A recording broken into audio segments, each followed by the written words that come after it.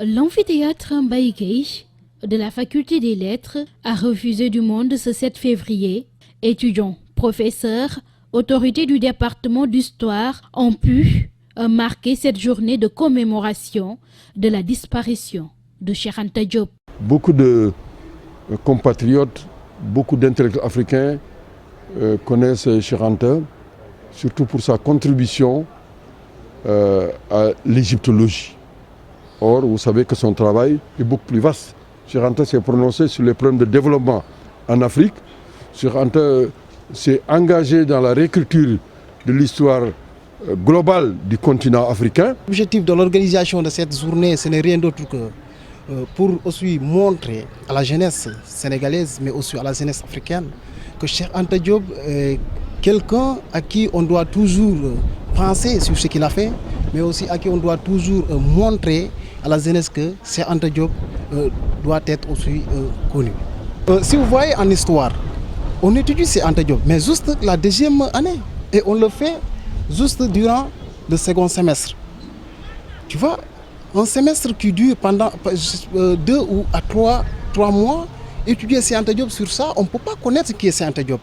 Et que pour connaître qui est Cheikh Anta Diop, avant d'instaurer des personnalités d'origine extérieure dans le programme scolaire, pourquoi pas instaurer Cheikh Anta Diop?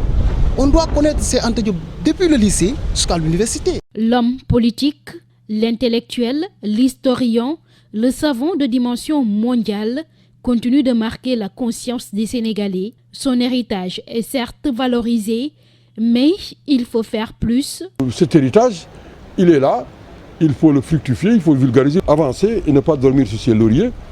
C'est pour cela que j'ai dit aux étudiants, il faut apprendre le copte, il faut apprendre le guèze, la langue ancienne des Éthiopiens, il faut apprendre le méroïtique. Dans ces premiers textes, il posait le problème de l'utilisation des langues nationales. Un peuple ne peut pas être gouverné dans une langue étrangère, ça n'a pas de sens. Et nos États qui persistent à faire cela, ne sortiront pas du sous-développement.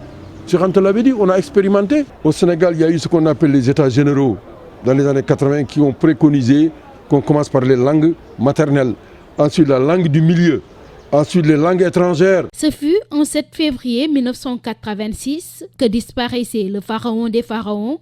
37 ans après, ses écrits et ses recherches sont toujours d'actualité.